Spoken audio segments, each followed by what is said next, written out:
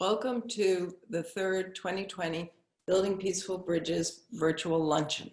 I'm Lori Lucchetti, president and co-founder of BPB. BPB's mission is twofold. We foster multicultural relationships, and one, by assisting integrating refugees into American society and communities, and then also to educate a lot of the Americans regarding the challenges that face refugees. And we do that through their stories. In 2020, our bridge builders have successfully responded to calls to action. It's been wonderful. There have been food drives. We've supported rental, a couple of months rent for a couple of families and that. And we continue to provide various in-kind donations of food, clothing, and furniture. In 2020, we graduated one of our families to independence. We've added another family from Africa. When we call on our bridge builders, especially during COVID, they respond with heart, and we thank them very much. Our educational events this year have included Hannah Werner from the Ethiopian Community Association, where she taught us ESL and the importance of English as a second language. We also had James Porter from Refugee One, and he taught us about the refugee resettlement agencies. Aklam Mahmoud, our co-founder, spoke up at Carthage College this year and chatted with the kids regarding her story, which is in a book called A Disappearance from Damascus. Today, we're very fortunate to have Dr. Ben-Arieh join us because she will be speaking on U.S. immigration and refugee policy. Building Peaceful Bridges partners with other organizations. One of them is Galya's organization, Compass, which is an amazing organization she started, which is to assist refugees acquire better employment through targeted education and training to learn and earn certificates in various areas. The format for today's meeting is Galya will do her presentation. She's going to pose a question to everyone at the beginning, where she'd like interaction and learn a little bit about who's in the room and that. If you have questions for her, please put them in the chat. And then at the end of her presentation, Sarah will review them and ask them. Prior to Sarah asking, Carrie will ask a few questions from our board. Our guest speaker has an amazing background, and we've been working with her for the last year and constantly learning. Galya is a professor of political science at Northwestern University. In addition to being a professor, she's an international expert on refugee resettlement, forced migration studies, and she's also a lawyer, where she broadens everyone's understanding of the rights and processes of refugee protection and the role of law in resettlement and inclusion in our host societies. Since coming to Northwestern, she directed the International Studies Program and founded and directed the Center for Forced Migration Studies. She now directs the Colloquium on Refugees, Migrants, and Statelessness in the WCAS Center for International Studies and Area Studies. If that wasn't enough, Galya added to her list and actions. She founded Compass, which is the Community Partnerships for Settlement Strategies. Compass works to design effective approaches in support of the long-term well-being of refugees and asylees in our communities. BPB works in partnership with Compass on critical issues confronting the refugee community. So at this time, Galya, the screen is yours. Thank you. Thank you, Lori, for that very kind introduction. And when Lori and I first met, and Carrie, I was so happy to learn about the work you're doing because you are doing many of the same things that Compass is doing. So we have a lot of affinity between our missions. And so this is just a pleasure for me to be invited here and to be part of your lunch. And I look forward to having many more ways in which we can partner and talk. I'm going to share my screen, and like Lori said, I'm going to start with a bit of a question for everybody so that we can meet each other. Of course, when I'm sharing the screen, I can't see you. So what I'm going to ask you to do is someone else can moderate and call on people if that's possible. I won't be able to see as well for who's on the screen and who's not. Okay, so I wanted to start out with some reflections I had. I was, clearly we all know what we see in the news and that the Trump administration has been dismantling immigration, decades of immigration policy, and also with that refugee policy. I'm going to be spending my time today, as you see, talking about U.S. refugee policy, the promise of a better life. So not all, it's a piece of immigration law, but just a piece of it.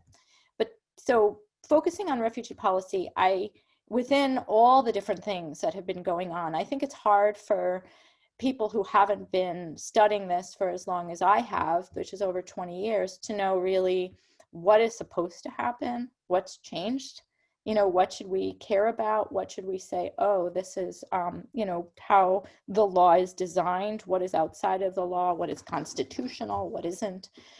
So I'm hoping by the end of my time today, you'll have a little more of a sense of what's what in regards to U.S. refugee policy. But on World Refugee Day 2020, I felt that a lot had changed. And I was really struck by what Secretary of State Mike Pompeo was reaffirming as our commitments. So every World Refugee Day, the President and administration, generally the State Department issues a statement reaffirming our commitments to refugees. But Mike Pompeo said something that seems very positive. He said that we need to lead the world in humanitarian assistance and to support displaced people as close to their homes as possible to help meet their needs until they can safely and voluntarily return home. What's different in that is I was a little struck, because never before had a president said that we're going to lead the world, yes, humanitarian assistance, yes. The new piece was that he said close to their homes as possible. That was a bit different of a commitment rather than letting them be resettled to the United States or remaining committed to enabling people who can't stay close to their home to come to find a haven in our country. He also said that on this 40th anniversary, this was the 40th anniversary of the 1980 Refugee Act, we should keep in mind that this was the first comprehensive piece of U.S. legislation designed to address the realities of modern refugees by providing flexible mechanisms to address rapidly shifting refugee situations. That seems pretty true. We have modern refugees. There's rapidly shifting refugee situations. But then I was very curious to know, well, what is meant by flexible mechanisms? What does that mean? What are we committed to? What's a flexible mechanism? And then the last point he made is that the U.S., as a catalyst for international humanitarian crisis response, should work with the international community to end conflicts and by providing assistance to prevent further displacement. Again, that seems, generally like a valid commitment. We want to have a good international response. We want to end conflicts, and we want to provide assistance to prevent further displacement. So my question to you to start out is, do you agree? What do you think are the primary commitments to refugees? Maybe I'll just stop sharing right now, just so you can just, so I can see you better. So just to get us started, if you want to unmute yourself, I would love for you to introduce yourself. You can unmute, say who you are, and share, what do you think? What should be or what are, do you agree with the sentences that Mike Pompeo? You don't have to address that. Just generally, what do you think are the commitments, our primary commitments to refugees?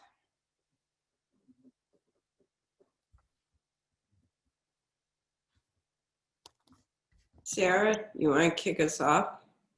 Sure. Sarah Hill. I'm the one who's going to be doing the chat, so I'll try to keep tabs if someone is raising their hand. If you have your, there's a raise hand button too, or put in the chat. Do I agree? I agree in concept, but as you noted, there's some changes from what was originally the intent, I believe, of the act from 1980. And I do think our primary responsibility is to provide aid. And then as far as the refugees go, if we are bringing them to the country, we should not be bringing them here and then sending them back home. I think that's wrong. I think it's too disruptive for the people. If we invite people to come to our country, we should invite them, embrace them, and help them assimilate, help them thrive in the United States. Okay, so if we're inviting people, that maybe it is not a bad idea. Most people might not actually want to come to the United States. People aren't choosing as a refugee to come here. People would probably have rather have stayed somewhere or close, you know. But if we are inviting them here, then they should have a path to citizenship. Yes. Okay. Anyone else? Rakaya, you have experience coming here as a refugee. Can you share with Galya and your thoughts?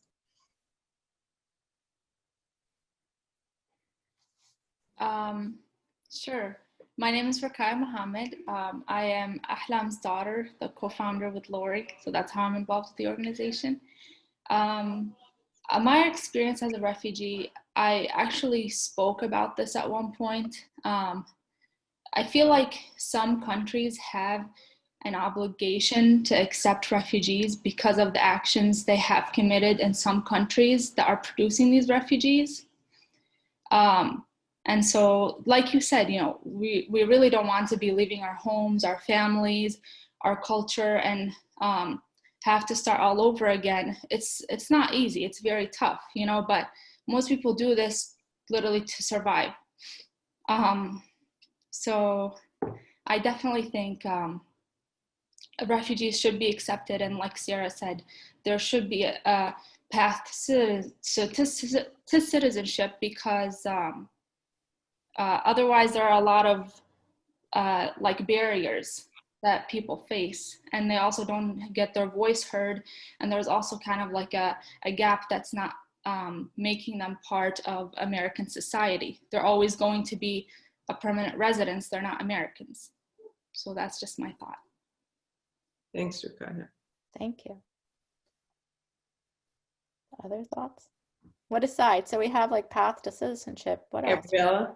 Well, I think, yes, when we invite the refugees, we should be warmly welcoming them and help them to assimilate and integrate into our society, but not change them and not wipe out their culture, respect their culture and understand them more. But I also feel that if they do want to return to their country, that we should also help them for that. I know that might be a long shot for a lot of the countries that they're coming from. But if they really have this desire to go home, which is so strong, which is where their roots are, especially in the older generation, then I feel also that we have a responsibility to help them to return there. So you mean like helping them in the sense of having enough funding to maybe try to resolve conflicts? Yes, to have them as a haven, to come here as a haven, and to embrace them, to give them that support and love that they so desperately need. But also that if they do want to go back, to give them that hope, and then actually physically help them to return. Yeah, so and combining that with what you said, Rakaya, that if we've created conflicts in different countries, then we even maybe a more responsibility to say, well, we've created it, people didn't mean to leave. Yes. So maybe a policy that just creates the conflict and provides a way for people to come to a new country isn't really sufficient. That's what I hear you saying, that because that's just saying we can create conflicts and then we'll mop it up by saying, well, go find a place in another country. Yeah. And that wasn't really people's first choice. Maybe there is something. What I want to get at is, because I think a lot of the conversation that we have in our country that seems very polarized is very nuanced, you know, because I think that there would be, most refugees would probably say that I've met would say, yeah, I would prefer that the conflict wasn't in our country. I'd prefer I didn't have a dictator. I prefer, you know, there wasn't the sale of arms to countries. That would be my top choice, because I'd like to live. I like that there's olive trees, or that there's warmth, or that there's other things. and my region is messed up because of some country. So yeah, it would be a better world. On the other hand, that's sometimes not happening. So closing off the option to leave to a new country is also very problematic, not having the option to leave in the face of that. Any other thoughts? I wish to support. My name is Moshood. I'm a research student. I want And to on the support, Compass board. oh yeah, I'm proudly on Compass board. I want to support Gabriela's point, and I want to butter it. Not that I share any sentiment of Trump's administration, you know, but it's a fact that if you look at the history of even the resettlement and all the naturalization law, it's so patriarchy, it's so, you know, so now that we have a whole generation of inclusivity where everybody is participating, it would seem that everything is changed completely. And so when I did a 360 degree from what I was studying to look at, for instance, Africa is the most arable, you know, in terms of land. And we have places that we've not even touched, that we've not even used. And truly I asked the question of why are we resettling people here? Since we're not enabling, giving them access to, what is the word now? Citizenship, right? So why not resettle them close to home, truly? Why are we forcing bringing? Because it seems like that's what we're doing now.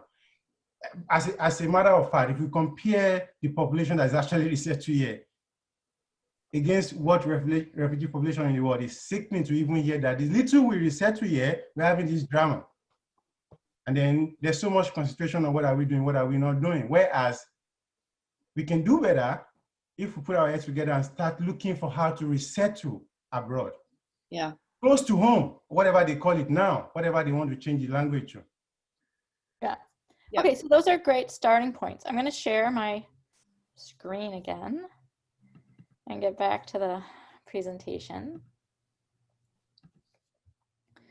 So I think that what I like about the conversation is that it's bringing the nuance, even though we have, I mean, Trump is dismantling the policy behind that, which he probably has, I don't know what he knows, I don't talk to him, but I'm not sure he understands that there's been a discourse, and that's what I want to get at today. So that's more nuanced, and this one, as Mashoud said, that maybe I wish we were having, we're not really having in this country right now. But so do you have some context, since I was told that, you know, some people might have a background, they don't have a background, of the evolution of US refugee policy. So there's been some major shifts that we should think about. So before 1960, we had an ad hoc humanitarian policy. So the shift, one main shift that has happened is that we've shifted from a system, before there was a system of executive power, that's what was historically, to a formal program. That's what 1980 did. So before that, you had different religious groups or other interest groups who had, you know, vested interest because they had relatives or had, you know, they were invested in that country or in that population, like Hungarians. There was an ad hoc system where you would get the executive's ear, and somehow through visits, like to Roosevelt or whoever it was, and then you would get your group to come. So that's called an ad hoc humanitarian parole. And then from 1960 to 1980, was a middle kind of ground where there was an emerging institutional structure. And then after 1980 is when we finally had a legislative act and a formal program. So you also had a shift then from private to federal policy. You know, this was done as a private system, which in many ways, building peaceful bridges is an element of the private system that used to be. So there was a private system where community members and others would take it up, based a lot on faith and others, mostly faith-based groups, to a federal policy, where you had, in the period from 1960 to 1980, group-targeted federal funding for states. just for specific groups though, like Hungarians or others. There was Vietnamese, Indo-Chinese, stuff. But then after 1980, you have a federal public program, which is a significant shift. And so what this is a shift to a public-private partnership, which is what we have today. So we have a more professionalized relationship we had until Trump.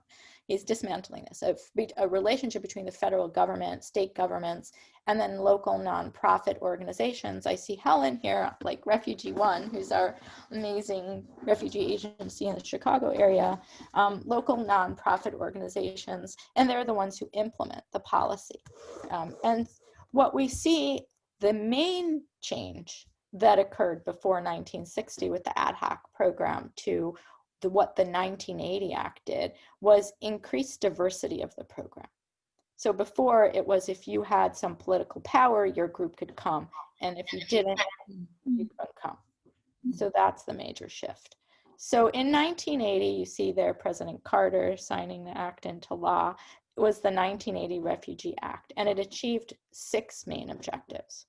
So it was actually Senator Edward Kennedy who was behind this, and I gave you an article that you might have read or might have not read. But what it did was it brought our definition in our country of who is a refugee in line with the 1951 convention. So it brought the new broader definition of a refugee. It raised the annual cap. Before, it could have been many refugees. There was no number, there was no cap on how many, but it raised the annual cap to 50,000 for 3 years. And then thereafter, it was going to be established annually by the president and Congress. This is super important today because, the Trump administration read this very literally. They did their job. For so many years, it was just an assumption in our country by everyone that bringing refugees was a good, because it fulfills our humanitarian commitments. It's a humanitarian program. It is not immigration policy. That's why when Lori asked me to speak, immigration policy is not a humanitarian program. The refugee policy and the Refugee Act is a humanitarian program. And even in staunch conservative states like Arizona, no one ever questioned the refugee program. Everyone just knew that was it. So it was I think people stopped reading the act, didn't really pay attention, but when Trump came to office, they did, and they realized, it says that the president can establish how many. So, he's reduced the numbers. It also, though, enabled, aside from that cap of 50,000, there's a separate provision in the Act, which is an emergency protocol. So let's say you've already committed to bringing in Congolese and Bhutanese and people from the Ukraine and others, and for 50,000, and an emergency like the Syria crisis comes out, there's an emergency protocol. And so you could also bring in additional people under the emergency protocol. That's what Obama was doing in 2015 when he said we're going to bring in 110,000. Kayla, how many in the emergency protocol were allowed in? As many, it doesn't matter. Oh. There's no limit. Okay. Yeah, that's why Obama decided 110,000 for the year. Oh, okay. But it's good to think about these separate, because there is something when you read the act that's talked about the cap for refugees that's divided by regions and countries, which Trump has now changed to focus only basically on religion. But there was, the set in the act talking about who are those 50,000. And the emergency protocol is just there's emergency. Another thing that the act did, it was removed parole authority.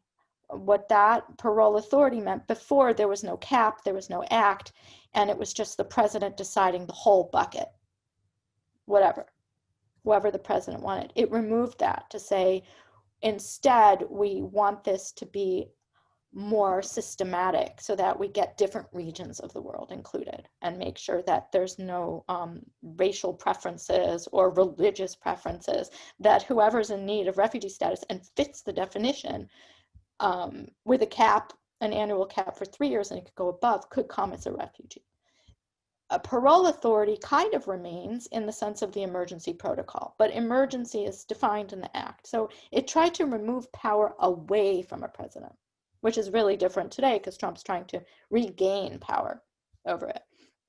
It established the asylum protocol, Before we didn't have that either as regular. And so there's the Refugee Act. This is important because people like to talk about legal and illegal. And for some reason, people like to make an assumption that if you came on your own 2 feet and arrived at the border, you're illegal. No, they're all in the 1980 Refugee Act. There's not 2. They call someone an asylum seeker, which I'm going to talk about in a moment. It's all those subsumed. The end of being asylum seeker is that you're granted refugee status. There's only one thing. You are a refugee or you're not a refugee. You get to be a refugee in a number of ways. And then it provided for standardized resettlement services. What happens, meaning like if for people who are declared refugees abroad so that they could come here. And established the Office of Refugee Resettlement. So let's look at this chart. I found it a very helpful chart. If you've done classes with me, this chart will be familiar. It's just amazing because it shows you that this is many different pathways to gaining refugee status. Once you have refugee status, what you're entitled to, a pathway to citizenship, you fall under the Office of Refugee Resettlement and you're entitled to assistance, ESL classes. It's all the same once you have it. So you could, under A, you see here, you might have gotten, the first one is A, so that's saying that you fled persecution. So you fled, I've been a lot in the Congo. So you fled the Congo, you wound up in Uganda, and you're in a camp like Nakivale, where I did some of my work, and the United Nations High Commissioner for Refugees is there, and Uganda, and they process you and they say, yes, you're a refugee, but you're gay. And you can't really stay there because Uganda criminalizes being gay. So now you can't really stay there. So UNHCR refers you for resettlement. There's some of my students have worked in Kenya in this, former students, so they're working for Church World Service or another, and they are filling out, or HIAS, they have offices in those countries, and they're working to fill out applications for people who can't stay where they fled to. And that's what's called a refugee who's in need of resettlement. They have fled, they're not in their country. They fled to another country, but they need to go. So we take the majority historically of those cases of the ones allowed. There's unfortunately only 1% of the people who are in need of being resettlement, meaning that they're in a place that they can't stay, actually get resettled ever. Even before Trump, only 1% of those people. And then the United States historically took 90-something% of that. So that's what it means to come here. You already come here by the time you arrive at our border, because I think the chart's good because it's showing you the US border, you're already have essentially a green card. You're ready to go. And so you're welcomed by a refugee resettlement agency, okay, all of that. B and C and D are showing you the pathways where you have come because you didn't have the luxury or whatever of getting across a border, or you couldn't stay there, you couldn't wait around because you got to that next country or whatever and you just couldn't stay. So you are allowed, of course, to come. You fled persecution and you've arrived at the US border. And there's 3 ways. You might arrive in the US border and you already had a visa. So you get to come in. You had a tourist visa, like my asylum passed. I'm a lawyer, and so I represented people. They came in. They already had a visa to come, and then you have a year to apply for asylum, and you could be granted asylum. Or you might have fled, and you don't have a valid visa, but you arrive at O'Hare Airport, and you say, I can't go home. And so now you're in, these days after September 11th, you're put in detention until someone processes your case, and then you're granted, and then you're granted a refugee status. Or you might have come in the country, you've been a student here, and like for Syrians, a lot of people this happened, you were a student here and you were studying, and it's defensive, sorry, you fled persecution from Syria, but you were already a student, or you had another visa, you never requested asylum, but then the officials take note of you, and then you've overstayed it for some reason because you didn't know what to do and you didn't know how to find a lawyer or whatever, and then they find you and they say, wow, you've overstayed, and in defense you're saying, yes, but I had to because I couldn't go home. So that's all fine. Those are all legal. Every one of those pathways, this is a government document, is assumed within our policy. Any questions about that? or comments? Yeah, Sarah. I'm going to ask a question. What percentage, I'm looking at more the denied aspect of it, where if we're, of the 1% that actually are allowed and we invite 90%, what percent are denied as far as looking at the box of the detention area? So I think, so you're talking about two different things. A, the 1% is resettled. So okay. Is one group. Those other people who are living in a country close to home, like Mashoud said. So many people, you can't stay in your country. You fled across a border. You've gotten to a country like Jordan, you know, Iran, Pakistan. You fled. Afghani refugees fled. You're in a country. We know you're a refugee. You've been given status, but you can't stay there because you're a mom with 6 kids and there's no medical care and you don't have a husband. I mean, there's so many situations, you know, you can't get legal relief. You're being targeted because the political party you belong to in your country is also a problem in the next country. You know, so there's many reasons. You're a religion that isn't favored in that region. And so you've been given refugee status. You can't stay in that country. You're no longer in your country. That's the 1%. Those are called people who have already been given refugee status, but they can't stay there. The UNHCR takes all those in, has 1 million of those. But every year they have to find where they're going to go. So the UNHCR tries to create diplomatic channels to say, Germany, you'll take this many, United States. Most countries don't take any. Historically, only the United States was taking that case file, but we only took generally 70,000 people. There's 1 million people who need that, but we only took 70,000. That's resettlement. The rest of the people are people who are coming to our border. That is what the 1980 Refugee Act was classically assumed to do. Resettlement is not a right. You don't have a right to be resettled, unfortunately. So A, nobody has a right if you're in a country to be resettled. B, C, and D, what I find ironic about how we use the word legal and illegal, you have a right to seek asylum under the law.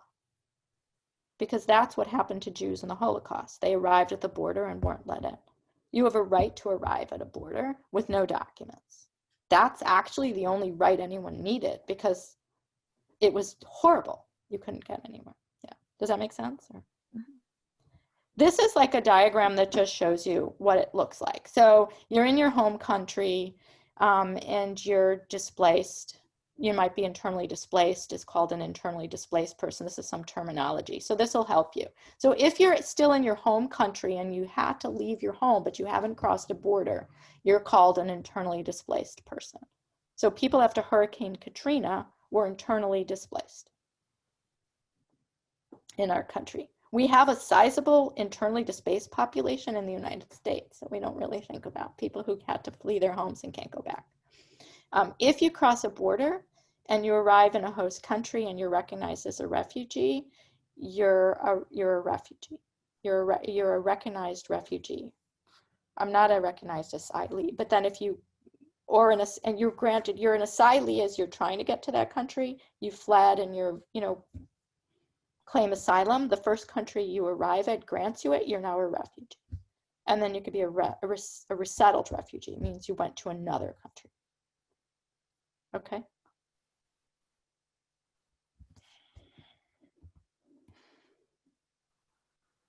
I think I already said that. Okay, so resettled refugees to the United States. I don't know if who knows what again. So, so since 1975, we've resettled just over 3 million people to the United States.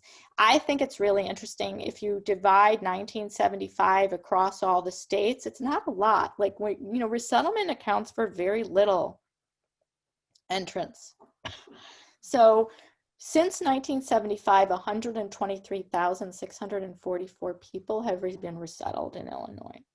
Like, if you really think about that, that's not a lot of people per year when you think about what's the average population, right now more people are leaving Illinois than coming, given our situation. But, if you think about what is the normal population that's entering Illinois or exiting, that's not a lot.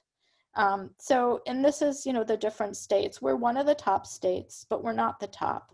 And then this is also showing you that most people who've come have come from Asia. That's, just about 1.5 million. Then Africa, Europe, former Soviet Union. So that's just giving you somewhat of a sense. I think it's interesting to compare it to these three categories. So this is asylees. So that's resettled refugees. This means they already were in another country and we brought them over here. We promised them. We picked them up, as Mashoud said, from another country. We promised them a better life here. We bring them here. Many times they didn't pick to come here just because they couldn't stay where they were. That's that number. These three categories are asylees. And so they've left their home country. Let's say someone fled El Salvador, they arrived at the border, they claim asylum, or they entered with a valid visa, and then they're approved. So if you look, this is just data from 1990 through, I think that last time I made the slide, it was through 2016. So you could get asylum either affirmatively, meaning you just arrived and then you said, I need asylum, and then you go before an administrative process. You meet an asylum officer and they decide whether you fit the refugee definition. If you do, you're given refugee status. A number of my clients got it that way. Or they say, no, we need to refer you to immigration court. We're not quite sure about your case. And then you go through a longer process and you might be denied, and then technically you should be leaving the country if you're not a refugee. So that's defensive, is you didn't say you were looking for asylum. It was only in response to saying an order of deportation that you said, no, I'm actually a refugee. But if you look at the numbers, what I find interesting is that you see that in addition to the amount of refugees we resettle here, we have an additional about 30,000 refugees a year, every year. So every year we recognize 30,000 additional people as refugees in addition to the 50,000 or 70,000. So traditionally every year means we've taken in about 100,000 refugees a year. Does that make sense? That means that's who Office of Refugee Resettlement is ultimately responsible for. Every year about that. The concern I have is that the Trump administration has, shift they made is, normally we only talked about resettled refugees. The Trump administration said no, which is true legally. These are all refugees. So we do take in 100,000. And he said, since we're already taking in that, he's slashing the resettled refugee numbers, which was not, because he was claiming we were going to take in more asylum-seeking refugees. That didn't really happen if you look at the numbers. That makes sense? Okay, so there's two pathways. You could come in as a resettled refugee, or you could come in, since 1990, we've taken in about 610,000 individuals have been granted refugee status through asylum. So that's not that many. It's pretty hard. Okay, so if you've gotten through this, either way, either you come as an asylum seeker or as a resettled refugee, you kind of might want to know, what does this provide? So if you're just seeking asylum, you haven't yet gotten refugee status, this so-called, are you legal, are you illegal? If you're seeking asylum, you are legal, because that's what the law is allowing you to do. In fact, it's so legal that we give you a work permit traditionally. Trump has changed this, but traditionally you would get a work permit after 180 days if your case has not been heard. You would have no formal status and no support. In EU countries, though, there is support. We're really an outlier. If you're applying for asylum and we've said you're allowed to do it, you should have support until you're determined not to be. And that's how the international law is written. It's like you are an asylum seeker unless someone proves you're not. We're shifted that. And so we're operating illegally from an international standpoint by saying that you can't have a work permit and you're not going to have any support. Unless you're proven otherwise. Okay, asylees, once you're granted asylum status, just like refugee status, you're immediately given access to work. You are if you're an asylee, you can bring your family because they didn't come with you. You get a green card after 1 year. You can be granted citizenship in 5 years. And then you're maybe eligible for assistance from the Office of Refugee Resettlement. And resettled refugee is the same. It's just that you were already processed. You were processed by our government overseas. So just like our government, the same people process people in our offices here and go overseas. Okay, so that was the history. So I asked you, or I gave another reading by Lugar. So in 2010, a shift that started this downward spiral that we're seeing now of our refugee policy was a report. So there was already a feeling, like I saw that, you know, building peaceful bridges was noted that it's really hard. And you have already said, it's really hard to resettle. Yes, it's really hard. And so because it's so hard, Congress said, let's do a study and really find out what's going on with the resettlement system. And so in 2010, they did that and they found, yeah, it's really hard, that the refugee resettlement program is not sufficiently funded. It's hard for local refugee agencies to do that job. They're only allowed by law to do it for a minimal period of time. That's in the act. It's only a 5-year program. And it's assumed that refugees are supposed to be working very quickly. And so this isn't working because it's just not the reality. People can't come here and just get on their feet. So that was that report. The Refugee Act was a smart act because in Section 412, it mandated, it said, you know, if we're bringing refugees here, they need resources for employment training and placement to achieve self-sufficiency.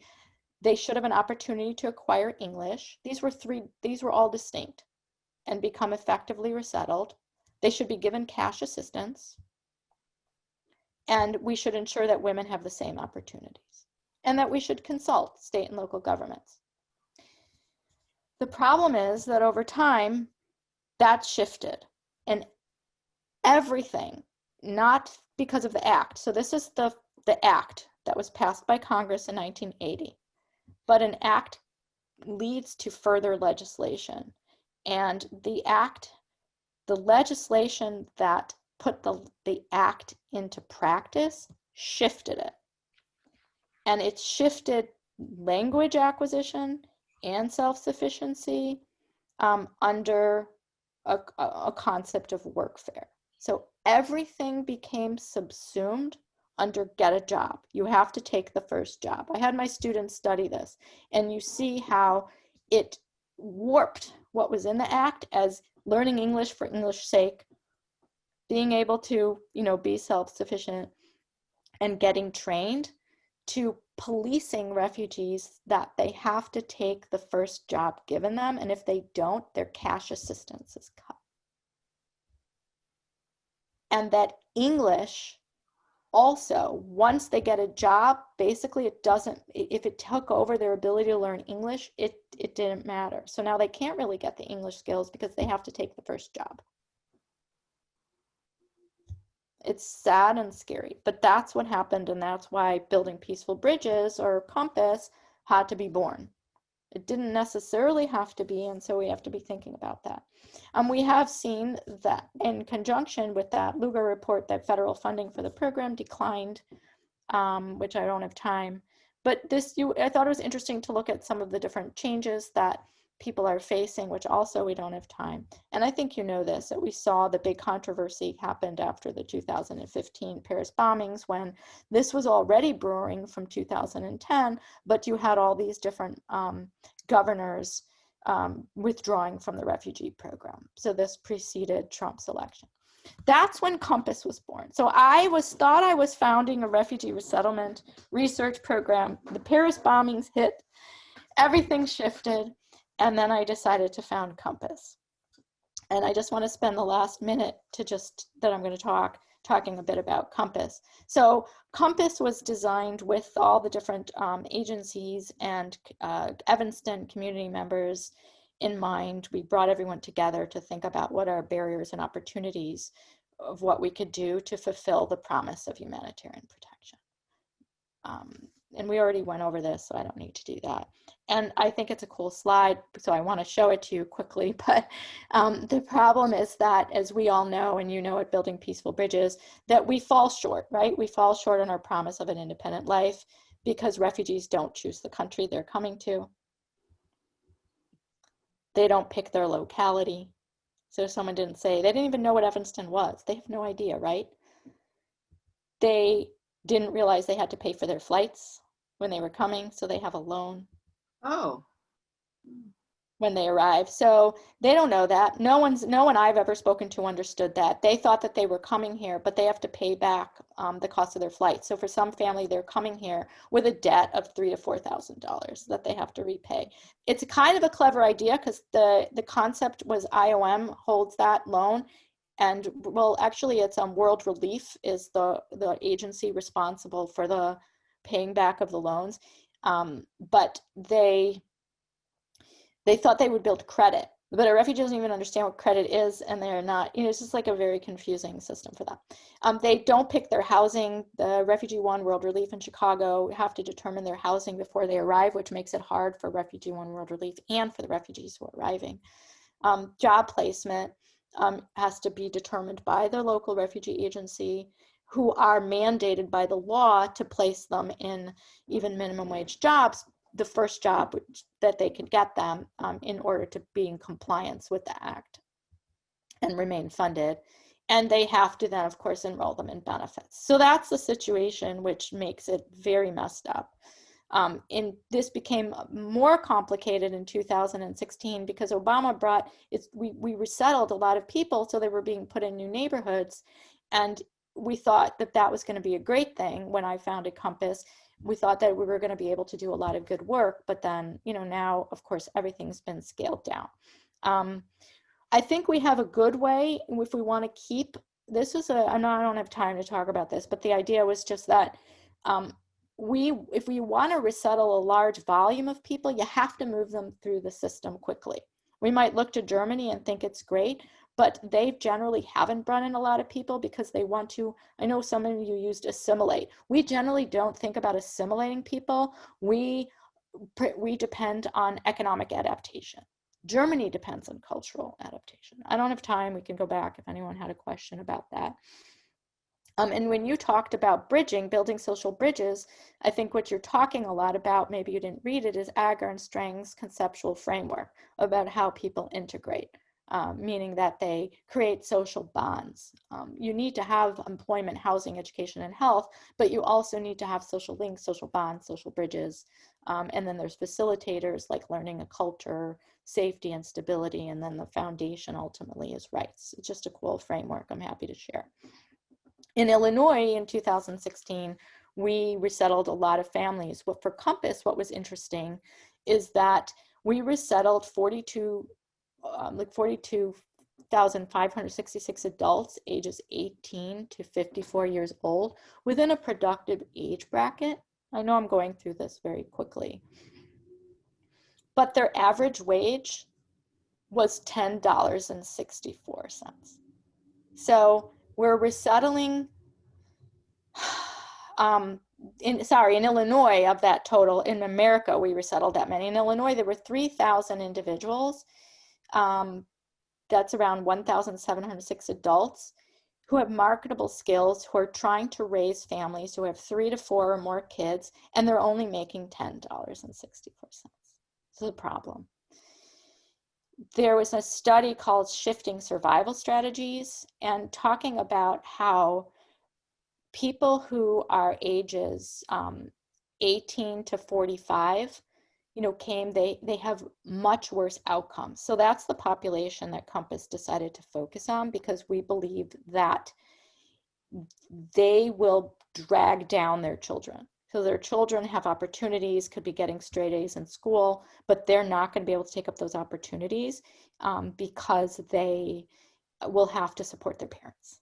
Because if you are 25 or 30 and you have 3 kids and you're going to live out your life in a minimum wage job, it's not going to work for you to support your family. So we founded Compass. We participated in the Evanston Roundtable. Evanston wanted to be a welcoming community, but it was falling short of its goals because of high housing prices. So we joined.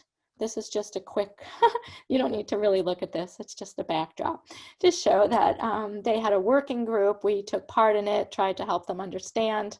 And then Rotary gave us seed funding. So we got seed funding to start Compass, which was terrific. Compass developed a fund. And the idea is that donors provide us tax-deductible funds. We make grant payments for travel, housing, education, and other family needs. Through my work at Northwestern and with our Compass committees and boards, we provide leadership, knowledge, and support so that they can, as Lori said, pursue education, graduate, have a career, gain housing and financial stability, and maybe become a donor back and grow the fund. We had a pilot process where we worked out of the Evanston Public Library, and this was the family. We started funding one family from Afghanistan, and in our pilot program, we also worked with 3 other groups of people, 3 other families and individuals, but we only funded one. We took some of this, we listened, and were thinking through their struggles for that year and how you shift from survival strategies to long-term potential. And then we now work more directly, as Lori said, on supporting adult refugees in achieving the living wage career that can provide stability for their family.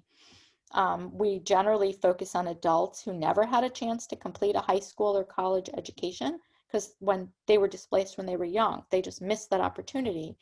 And we don't focus on their children, like I said, because we feel that these are people who didn't have that childhood experience of getting to go to school. And so they're going to benefit from this kind of investment in their lives. We're a team-based process. There you could see one of our board meetings to try to provide career investment grants. And I'm running through this because I know we're ending our time. And what I just wanted to show you is what we're starting. So I want to invite you to meet up Mondays, which are going to start in a couple of weeks. This is also part of the Refugee Action Network that I'm involved with Carrie and Lori. I partnered with Diversify, and they've helped us create a game. Well, it's our cards and some of theirs, Our Town USA, where we're hopefully going to be with Hannah students and other people who've arrived as refugees and asylees, more long-term members of the communities. It's a game. It's a way to practice English, meet people, learn about people, practices and cultures. And it's fun because there's questions and prompts and moderators and you get to answer them. Okay, so that's it. Sorry, I know I talked long. And that's that. That was great, Galya. Okay, thank you very much for a very informative presentation. Carrie has a couple of questions from our board. If you would take them, please. I do, but I have to say, Galya, we prepared these questions ahead of time, and you've really covered just an extraordinary amount of material. I will just ask you one quick question, and then maybe if anybody wants to write right now into the chat, we can add a few of those. But you've had so much experience and you've done so much research, and there's a lot to think through with the resettlement process that you presented to us. Could you give us just like 3 key elements that you think need to be changed? Of the resettlement process? Yes, because you've worked all through that, and part of it is that we want to encourage civic engagement. There needs to be legislative changes that have been discussed in the news. So how do we kind of work towards that? So I think that there needs to be, so you mean in the United States only, not like where people are signing to get, yeah. So I think that a key change would be to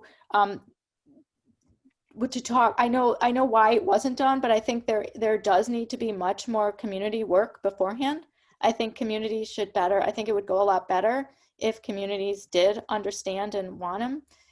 I mean, one, there should be a better matching system. So there's a lot of communities who would really like people. There's rural areas. I'm supposed to be writing a paper on this for Governor Cuomo. So in New York wants to be a state that's accepting a lot more people. And they would like to have more people in different communities. On the other hand, you have So anyway, that's it. So the short, I don't want to go into a whole long talk about it, but I think that there should be more communication between refugees so that they understand what might be possible and where and what could support them, and the communities who actually want them. So a better matching system. Okay, yeah, thank you. I think, Sarah, do you have any? I have one question I'm just going to post myself because I don't have anyone else. If people have questions they want to include in the chat, please write them now.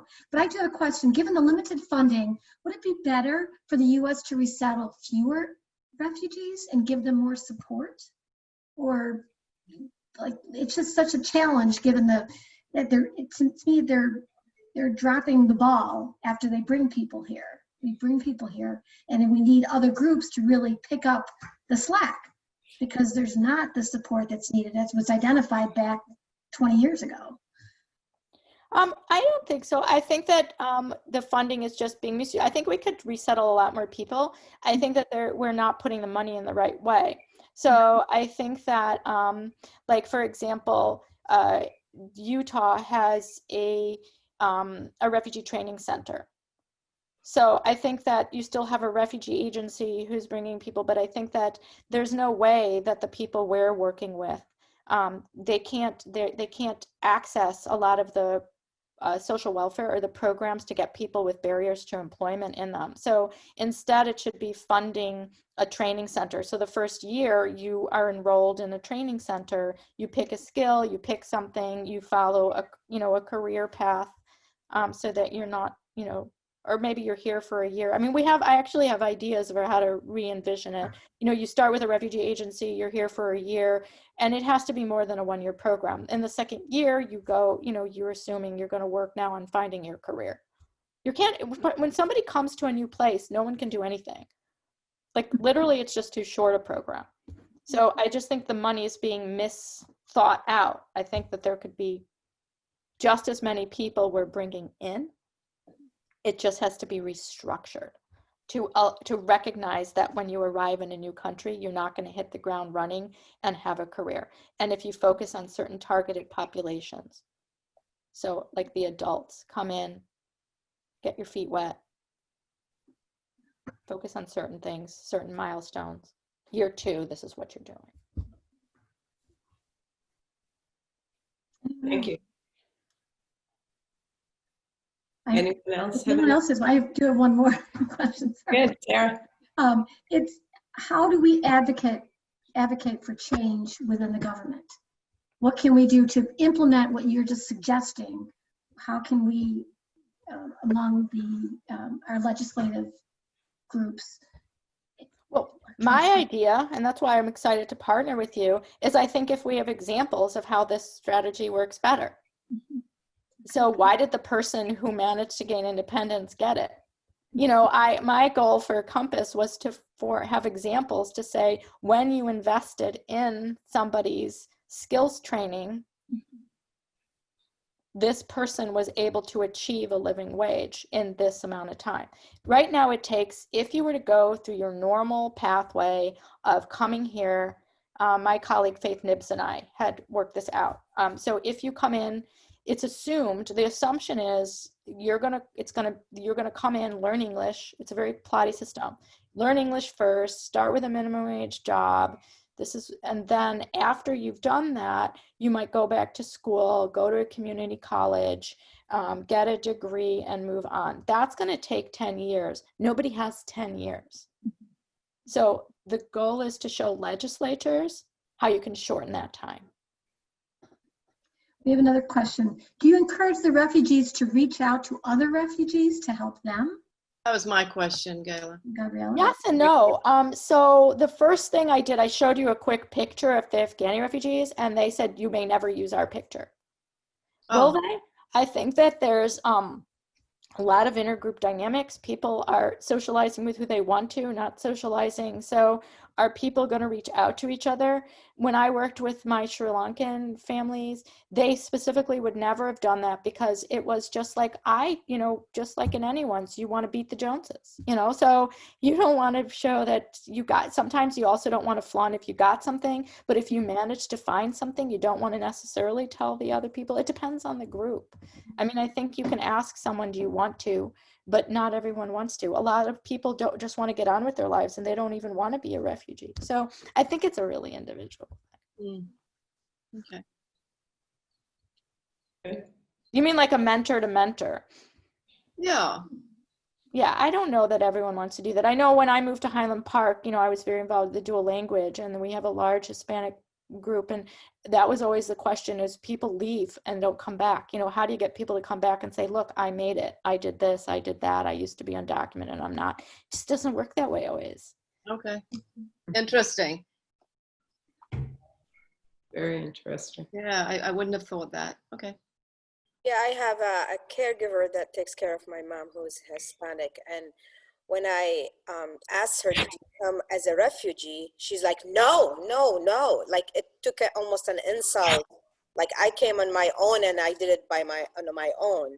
It's more like sometimes people might feel like it's more a downgrading to stay as refugees and like just want to get it over with and move with their life. So yeah, Hannah Arendt said it really well all those years ago. She said, nobody wants to be called a refugee. And my mentor, Barbara Harold Bond, said, like, no one wants to be in a refugee camp. Like, it's humiliating, nobody really wants that. We're asking people, that's why when I named Compass, I didn't use the word refugee.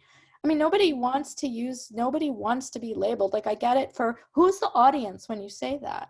When you say, I'm, Refugee Action Network, well, who's wearing a proud label? I'm a refugee. That's saying I've been persecuted. I had to flee and, had to find my way in a country. I'm saying some people might identify with that, but I think everyone the whole goal of the Refugee Act was to enable people to be independent. And then what it does is then we have a vision of who is a refugee and we imagine these are poor people. Refugees are wealthy. They could be anyone. Anyone's a refugee. My family have like it also just makes decision about people. It's not such a good, anyway. Very good comments. Galya, thank you very much.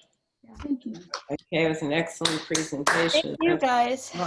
And we'd like to continue the partnership we have with you as we go forward to try to correct and improve some of the situations for these families. And it's the same thing, a lot of families we work with, they don't want to be called refugees. They look at us as their friends, and we're their friends, okay? And I think that's important. You're respecting them for being just humans. Just on that note, can I just say one thing, please? Sure, Gabrielle. When I first met Ahlam, which was back in November 2009, and I met her through the host family, which was Alan Belusik, you've heard about her. And I said to Ahlam, what can I do? How can I help you? How may I help you? And she looked at me with big eyes and she said, just be my friend, please, Gabriella. And that's it. I said that I can do that. I can do that. That's all people want. That's why I created Our Town USA now, because I think in Meetup, when we get together and we understand we all have hardship. We all have stuff. Like it's a two-way street. We all have quirky, difficult families. Not everyone had to flee, but many of us do have histories of that. And if we celebrate our similarities and shared friendship, that's what people want. The difference between an immigrant, some people say, and a refugee is an immigrant is a decision to come, and so you might have come with a network and a family. And I think for for people some of my friends or people I've represented or whatever, the biggest problem is that you didn't come with a social network. You don't really know who to ask or what to do. So what you are really looking for is friends.